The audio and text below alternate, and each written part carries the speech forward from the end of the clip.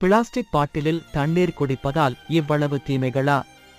Plastic பாட்டில்கள் தயாரிக்க பயன்படுத்தப்படும் பிஸ்பெனால் இ, பிபிஏ மற்றும் பிற ரசாயனங்கள் சூடு அல்லது வெளிச்சத்தில் வெளிப்படும் போது நீருக்குள் கலந்துவிடலாம்.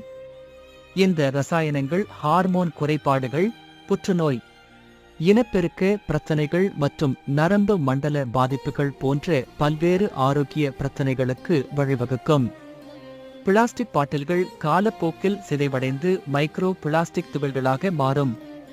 இந்த நுண்ணிய துகள்கள் தண்ணீரில் கலந்து நமது உடலில் நுழைந்து பல்வேறு உடல்நல பாதிப்புகளை ஏற்படுத்தக்கூடும்.